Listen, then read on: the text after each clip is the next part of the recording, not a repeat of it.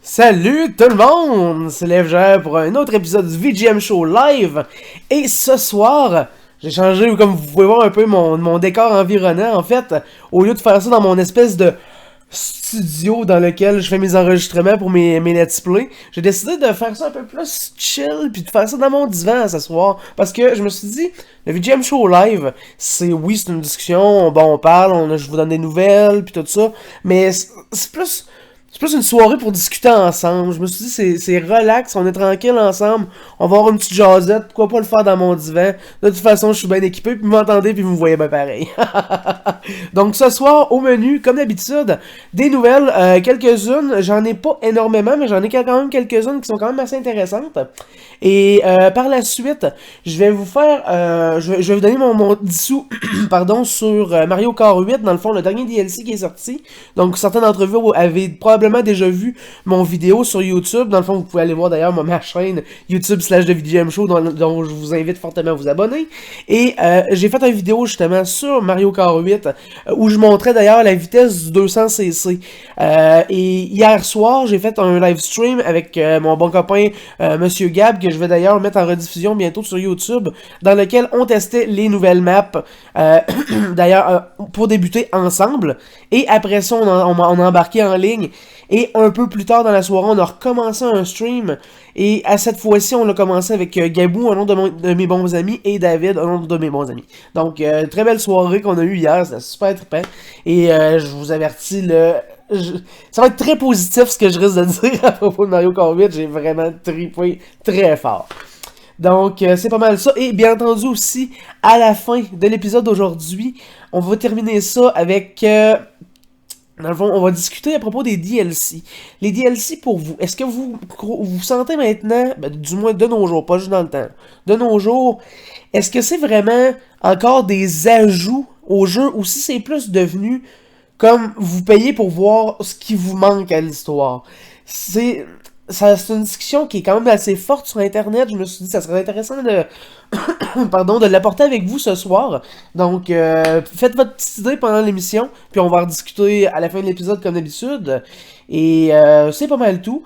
Et juste avant de repartir en musique, avant le segment de nouvelles, je voudrais discuter, en fait, je voudrais faire quelques remerciements.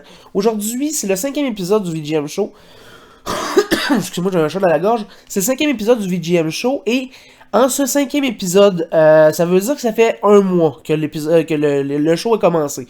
Je suis très très content, puis je voudrais faire quelques remerciements. En premier lieu, je voudrais remercier mon bon ami Joël, qui a fait la tune thème de la fin de mes let's play sur YouTube. Donc quand vous avez vu mes vidéos, à la fin il y a tout le temps une tune qui joue dans le outro, si on peut dire. C'est lui qui l'a créé, donc merci Joël, c'est super apprécié, j'adore la tune. Elle fit vraiment avec l'espèce d'électronique, le style électronique laser de mon VGM Show, puis j'adore le beat, là, je l'ai même comme sonnerie cellulaire, donc merci beaucoup.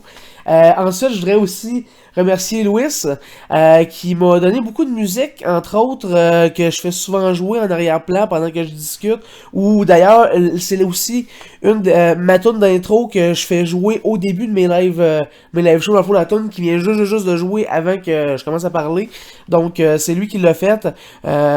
Il est anglophone, so thank you Louis, I really appreciate for the songs that you the songs that you wrote for me, so thank you man. That's really I really appreciate it. Et pour terminer, en fait, je peux pas vraiment les remercier directement. En tout cas, en fait, je voudrais plus vous inviter à aller faire un petit tour sur le site, par là, ociremix.org. Les tunes que souvent entre mes portions de discussion viennent de ce site-là. C'est plein de remix de plein de jeux, de plein de consoles différentes, autant des consoles récentes que des consoles rétro. Je vous avouerai qu'il y a beaucoup de rétro, par contre, beaucoup plus. Je vais aller faire un petit tour, il y a beaucoup de bonne musique là-dedans, allez faire un tour, c'est vraiment génial. Donc, ociremix.org. Donc, d'ailleurs, en parlant de OC-Remix, on va repartir en musique pour un court moment, donc une petite toune entre les nouvelles, et on continue en nouvelles tout de suite après. Restez à l'écoute, ça sera pas très long. Ciao bye mes bons amis.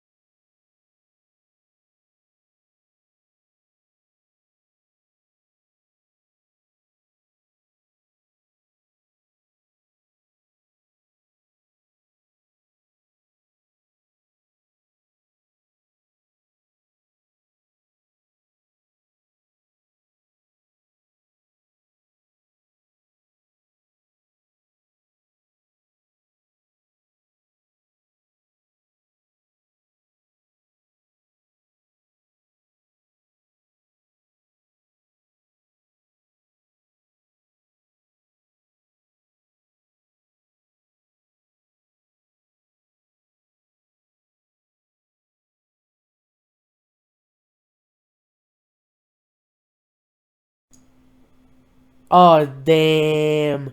J'ai oublié d'activer mon micro. Encore une fois. C'est malade, ça m'arrive tellement souvent. Désolé les boys. Bon, juste faire un quick récapitulatif. Bon, hey, mot plate.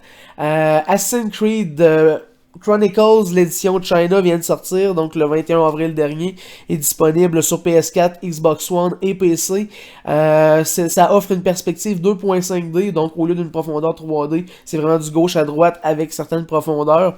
Donc il est disponible en ce moment si vous voulez le télécharger. Il va y avoir aussi, comme je vous disais, deux autres éditions, les versions Russia et India qui vont arriver un peu plus tard. Euh, Désolé pour le petit contretemps, mes bons amis, ça doit être un peu plate. Ensuite, un autre annonce qui a été fait. Call of Duty, encore une fois, va sortir une nouvelle édition à la fin de l'année. Donc, Call of Duty Black Ops 3 a été annoncé et sortira vendredi le 6 novembre prochain. Donc, à la fin de cette année, d'habitude, il est pas mal à cet temps-là qui sortent les nouveaux Call of Duty. Il va offrir d'ailleurs le retour des zombies. Et la précommande chez GameStop vous permettra de participer à la bêta. Donc, ça va être à vous d'aller faire une précommande là-bas si vous êtes intéressé à participer à la bêta. Sinon, tout simplement patienter et l'acheter quand ça va sortir. Pardon. Ensuite... les fans de Blizzard vont être très très heureux d'apprendre que le jeu Heroes of the Storm va sortir bientôt de sa phase bêta. En fait, en ce moment, c'est encore techniquement une close bêta, mais il y a tellement de clés qui ont circulé que, à cause de ça, c'est quasiment rendu un open bêta, là. Mais évidemment, il est encore en close bêta. Le jeu Heroes of the Storm, dans le fond, va sortir en open beta le 19 mai prochain, au moins d'ici là pour compenser. Et l'autre va sortir le 2 juin prochain. Donc quand le jeu va être sorti officiellement, le jeu va offrir au-dessus de 30 personnages et de 7 arènes différentes de jeu. De 7 arènes de combat différentes dans lesquelles chacune va offrir différents défis, donc différents décors aussi bien entendu, représentant bien les différents jeux dans lesquels les personnages les personnages proviennent. Ensuite, les fans de Five Nights at Freddy's ont viré un peu fou cette semaine à cause d'un changement sur le site de Scott Cawthon, qui est le site Scott Games, qui est le site officiel de Five Nights at Freddy's. En fait, le site à la fin de Five Nights at Freddy's 3, qui devait être la fin de la trilogie, avait offert une photo, je vais vous la montrer en plus grand plan, qu'il s'agit en fait du chapeau haute forme de Freddy. Scott Cawthon avait mis cette photo-là, signifiant un espèce de remerciement aux fans d'avoir participé aux 3 jeux, puis pour dire comme qu'il accrochait le chapeau de Freddy après toute cette aventure-là. Par contre, gros changement cette semaine. Le chapeau est disparu. Et à partir de ce moment-là, les fans sont devenus fous braques. C'est juste un chapeau qui est disparu d'une image, mais les fans ont commencé à avoir des idées de tout bord, tout côté. Le monde commence à avoir des théories sur un 4e jeu, une continuité à Five Nights at Freddy's. Est-ce que ça serait techniquement le premier teaser pour le jeu? On ne sait pas, c'est-tu juste Scott qui fait son agace ou c'est vraiment un 4e qui s'en vient? On n'a pas encore de détails, mais ça reste à vérifier et à rester attentif. Ensuite, ça c'est une nouvelle que je trouve quand même relativement triste. L'ère des mods sur PC serait-il en train de décliner? Ça pourrait être un sujet qui pourrait être intéressant éventuellement. Étant donné qu'un nouveau style vient d'apparaître sur Steam. Il s'agit des mods payants. Donc, depuis... je vais vous dire ça tout de suite. Depuis jeudi dernier, Steam a commencé à offrir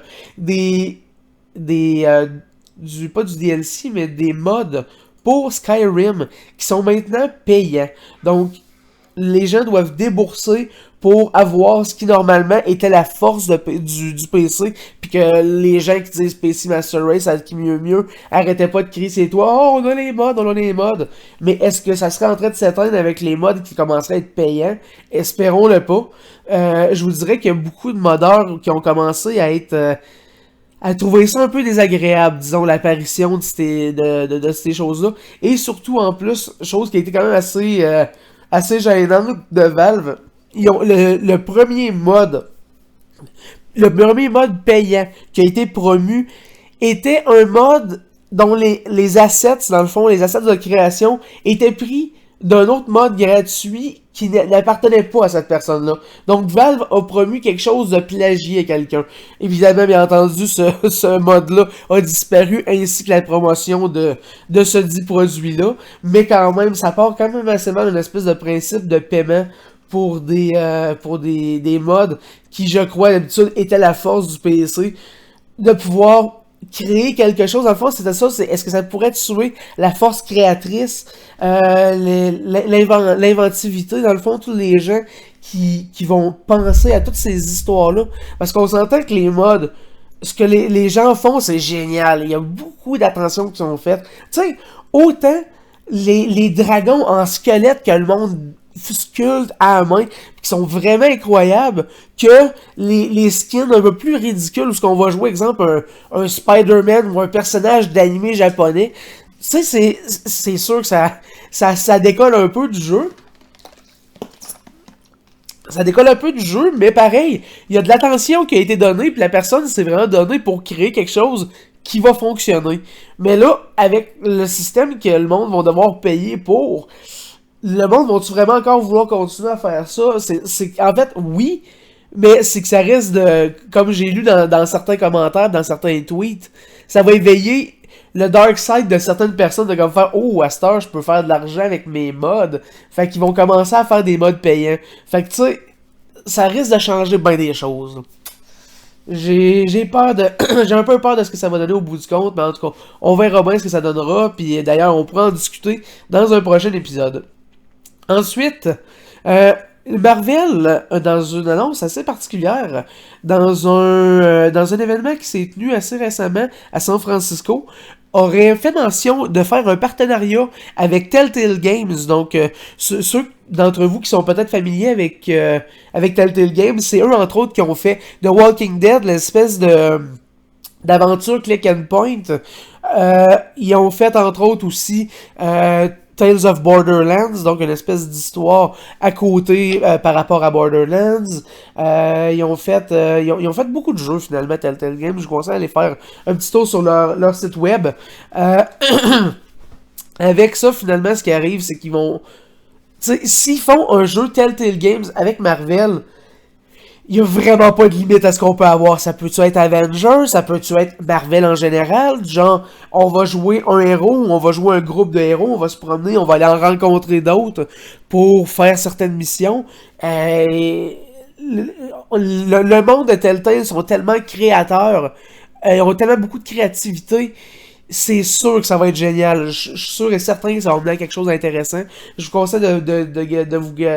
pour vous de garder un œil là-dessus. Ça risque d'être très très très intéressant.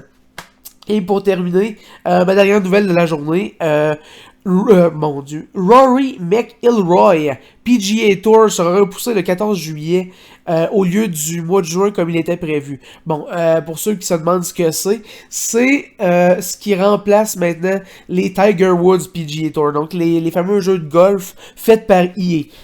Ce qui est arrivé, bien entendu, vous l'aurez remarqué avec le titre, EA a cessé son partenariat en 2013 avec Tiger Woods suite à la controverse qu'il y a eu avec celui-ci dans ces alentours-là.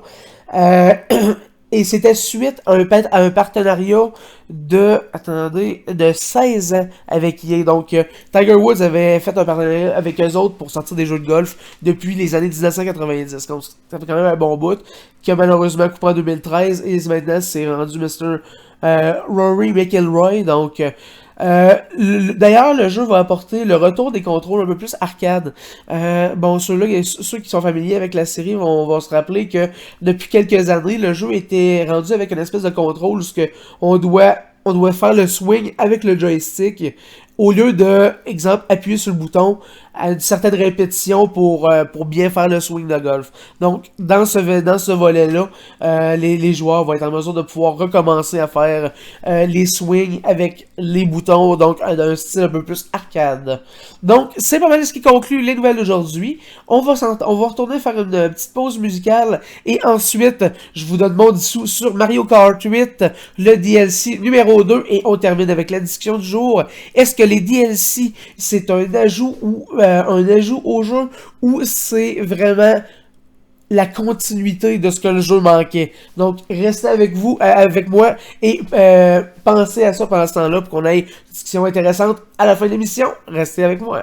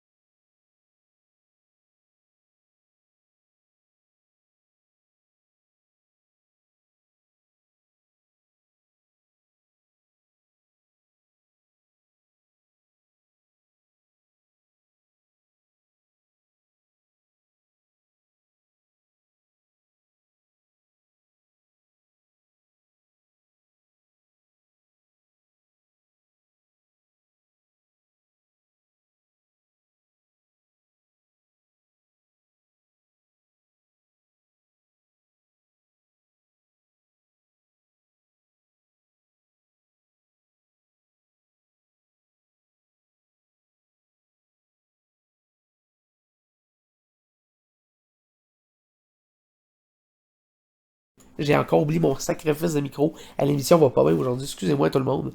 Je suis un peu malade, ça se peut. Bon, c'est ça. Comme je vous disais, Mario Kart 8, le DLC numéro 2. Euh, il s'agit de deux nouvelles coupes, quatre nouveaux véhicules, trois personnages, donc le villageois d'Animal Crossing, Isabelle, l'assistante du villageois, et Dry Bowser. Les quatre véhicules, il s'agit du véhicule, le Pilot Wing, dont le P-Wing, qui ressemble un peu à un jet avec des ailes en arrière. On a le véhicule, le Dry Bowser, qui est dans le véhicule des 4 roues, des ATV, dans des véhicules tout aérés, excusez-moi. Et le véhicule, dans le fond, ça ressemble à un dragon argenté avec des grosses roues et une carapace dorée à l'arrière. Et pour terminer, il y a aussi les deux véhicules d'Animal Crossing, donc la petite mobilette de Isabelle et le Streetle qui ressemble à une bébite, une blatte, une bébite à une carapace, qui est le véhicule du villageois. Donnez-moi un petit instant. Et ensuite, ce qui est arrivé, c'est que, bon, hier soir d'ailleurs, j'ai passé une excellente soirée accompagnée de Monsieur Gab et ensuite aussi de Gabou et de David, auquel on a joué aux nouvelles courses de Mario Kart 8. Donc, ils ont sorti 8 nouvelles courses au jeu et je vous dirais qu'elles sont vraiment géniales. Il y en a quelques-unes que j'ai pas été super fan, mais quand même, les courses en général sont vraiment intéressantes. Donc, pour débuter, il y a Baby Park. C'est elle que j'aime le moins, je vous dirais, parce que d'ailleurs, quand on joue en ligne, il y a tout le temps, on a tout le temps le choix entre 3 courses et une random. Par contre, dans ces 3 courses-là, je vous dirais que maintenant que le DLC est sorti, 80% du temps, la course Baby Park est là. Justement, on en riait, moi puis les gars hier. Puis on se disait, s'il fallait faire un jeu de boisson avec ça, puis prendre exemple un shooter ou une gorgée de bière à chaque fois qu'on voit Baby Park arriver dans le lot des courses disponibles, c'est sûr que en dedans de rien de temps, on va être tout sous-mort.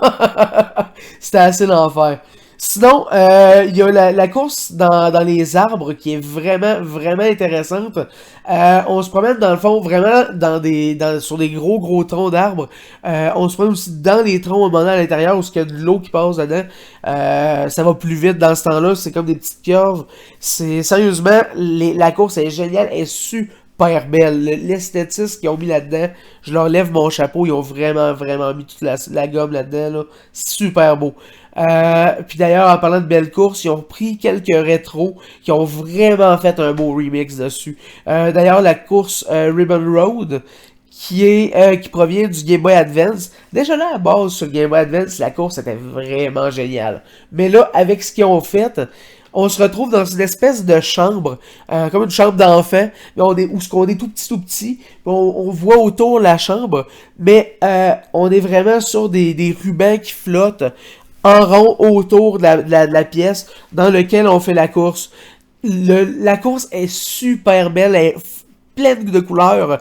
C'est super hot. Sérieusement, Nintendo, ils ont le tour avec les DLC parce que justement, ils mettent vraiment tellement d'efforts dedans. Puis, ben, pas que je dis que les compagnies, les autres en donnent pas, là. Mais c'est, tu sais, il me semble qu'ils ont offert ce que je m'attendais de Nintendo. Tu sais, ils m'ont pas laissé tomber. Ça, c'est exactement ça que je veux dire.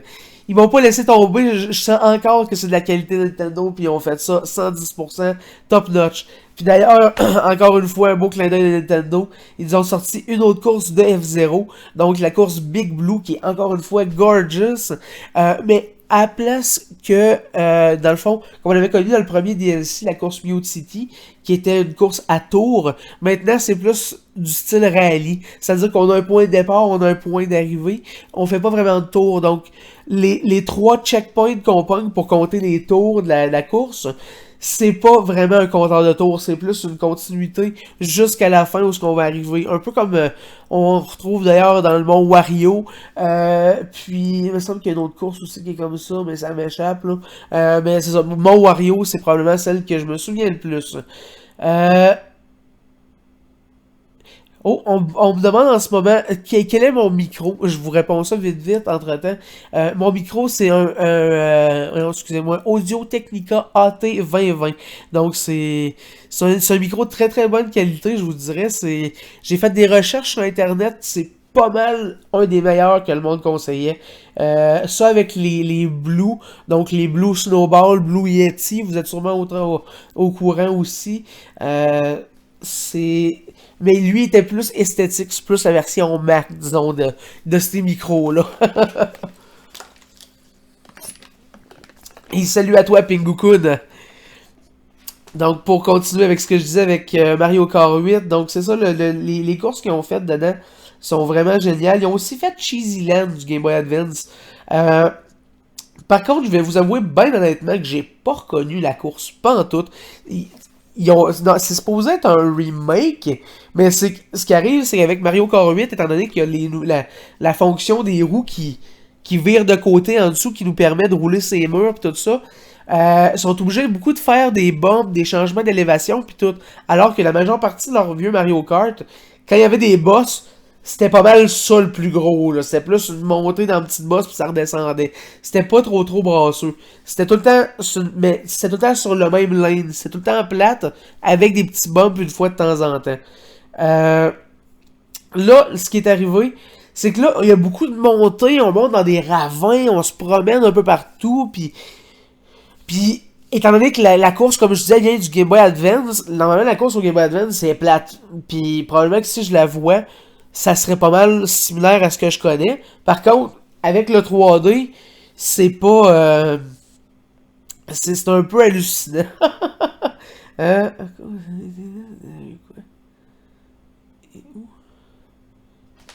Excusez-moi, c'est que je lis les commentaires en même temps.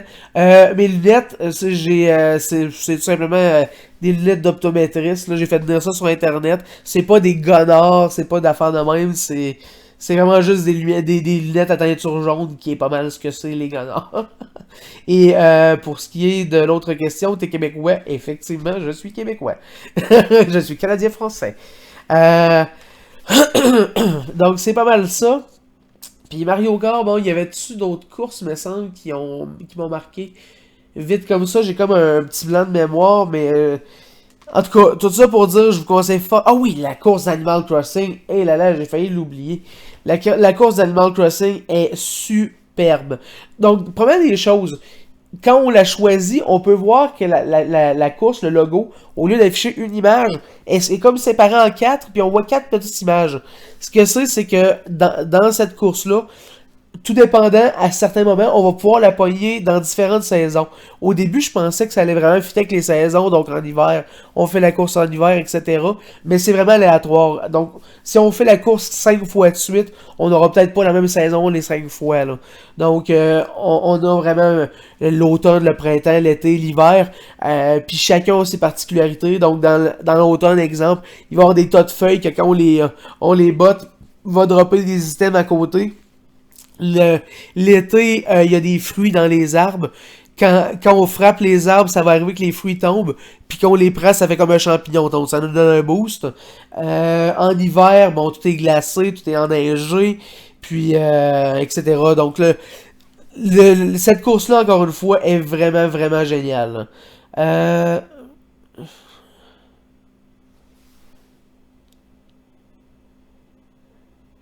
Et c'est pas mal ça avec Mario Kart. Donc là maintenant, comme je vous avais parlé, aujourd'hui, la discussion de fin d'émission, on va parler des DLC. Donc les downloadable content, les ajouts au jeu, appelez-les comme vous voulez.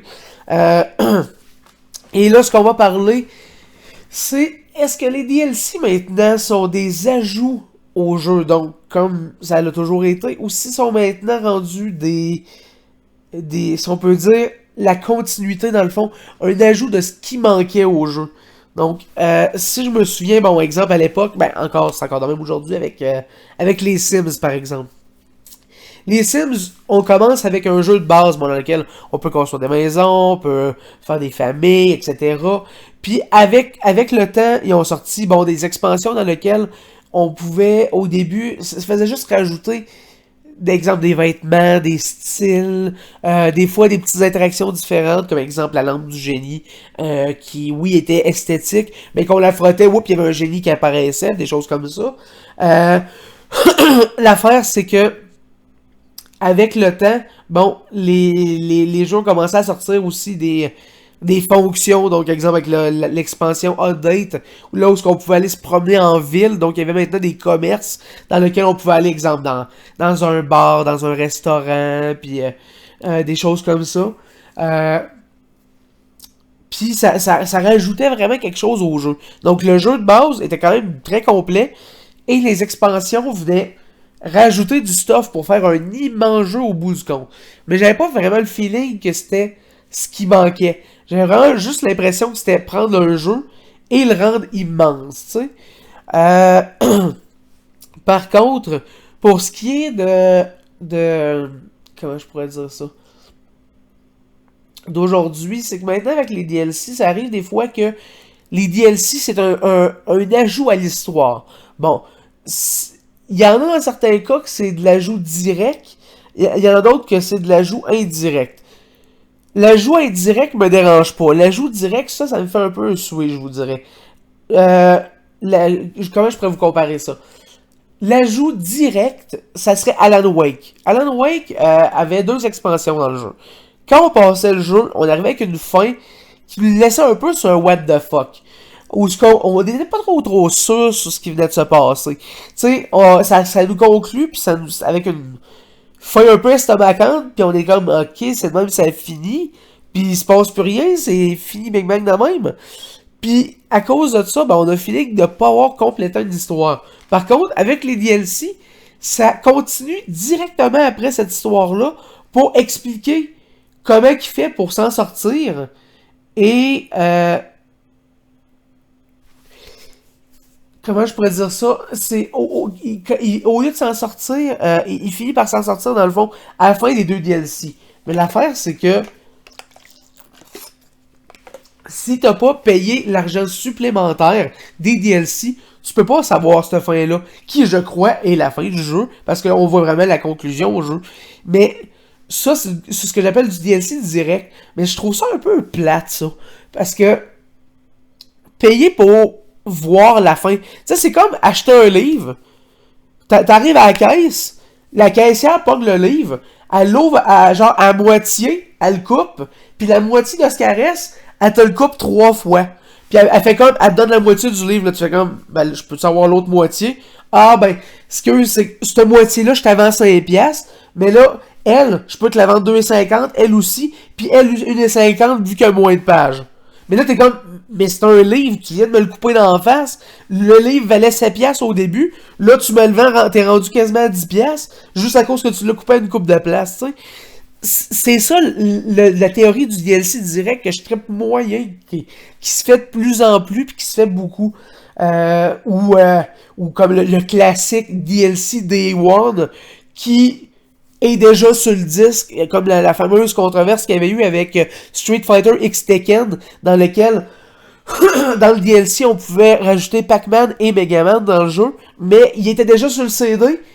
Mais c'est juste que pour pouvoir l'utiliser, il fallait que tu payes sur Internet.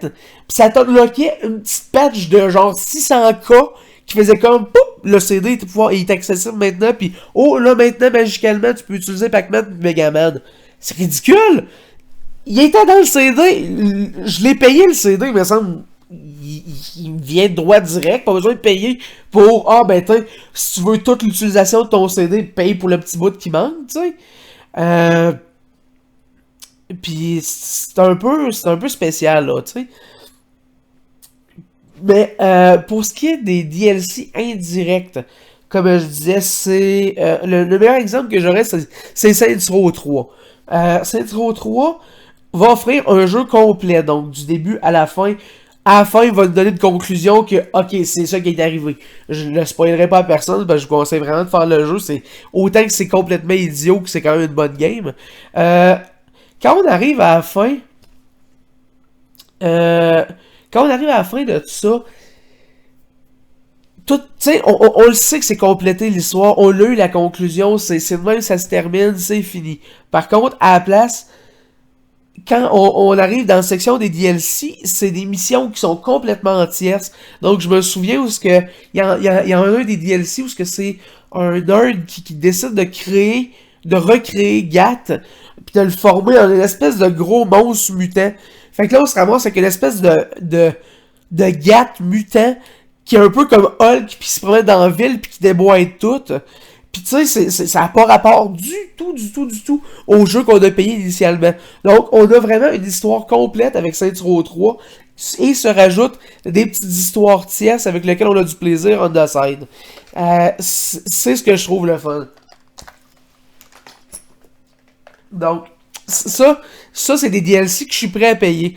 Parce que c'est vraiment, ça va rajouter de l'expérience supplémentaire à l'expérience agréable que j'ai déjà eue par le passé avec avec le jeu principal, là, tu sais, en gardant l'idée de base. Puis en plus, justement, dans des affaires comme Saints Row 3, ce qu'il rajoute, c'est que oui, il rajoute bon, la petite portion histoire ou les petites missions supplémentaires, mais il va aussi rajouter du stock. Donc, avec, d'ailleurs, dans un autre des DLC, qui est...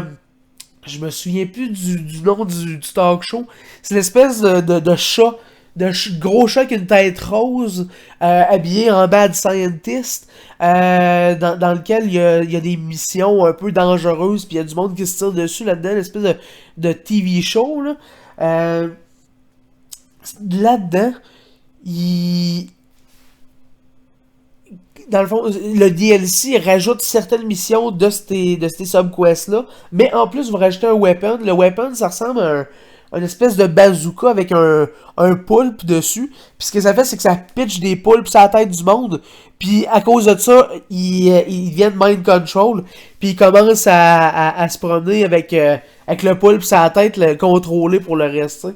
Puis, tu sais, c'est un rajout supplémentaire en plus des missions, en plus à l'histoire. Fait que c'est des DLC que je trouve qui sont quand même assez intéressants. Je sais pas pour vous si vous avez de quoi d'intéressant. Là, je vois que ça parle de Cam dans le channel. Bon.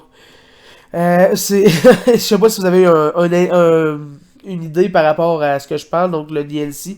S'il y a quelque chose qui... s'il y a des DLC particulièrement qui vous a fait peut-être un petit peu... que vous n'avez pas apprécié ou des DLC que vous avez trouvé que vous avez peut-être payé mais qui auraient dû être dans le jeu de base. Euh, c'est pas mal ça. Écoutez, étant donné que bon, je conclue pas mal ce que j'ai à dire là-dessus. Et ok, DLC Total War, ouais. Euh, DLC c'est downloadable content, c'est des ajouts, des ajouts téléchargeables qu'on peut acheter en ligne. Là. Euh, Mais bon, de toute façon, comme je vous disais, on va conclure l'émission pour aujourd'hui. Merci beaucoup d'avoir été là comme d'habitude. Restez à l'écoute cette semaine, allez faire un petit tour sur YouTube comme d'habitude. Je vais sortir une vidéo par jour. Étant donné, comme je vous ai mentionné au début de la semaine, que j'ai un horaire que je changeais énormément au travail, mes vidéos vont sortir à des moments un peu différents. Donc en début d'émission, pas en début d'émission, mais en début de journée ou en fin de journée, ça peut varier. Mais juste à vérifier ça, à vous abonner à la chaîne. Vous allez simplement recevoir une petite notification quand ça va être sorti. Et oubliez pas de vous abonner aussi au channel Twitch pour avoir plus d'émissions comme ça aujourd'hui. Ou des fois, comme hier soir, des streams impromptus où je vais jouer à des consoles, des streams en général sur PC. Et puis aussi, bien entendu, si ça vous intéresse, j'ai une page Facebook et une page Twitter que vous pouvez suivre. Donc, Twitter et Facebook, vous avez juste à chercher The VGM Show en un mot et vous abonner aux deux places si vous voulez avoir des nouvelles sur les sorties des vidéos, des images drôles, des affaires que je trouve intéressantes sur le net que je pote. Je vais le partager à ce moment-là à chaque fois, il n'y a pas de problème. Juste à vous abonner à chacun de ceux-ci. Merci beaucoup d'avoir été là tout le monde et on se voit au prochain épisode et d'ici là, keep gaming guys. Ciao, bye.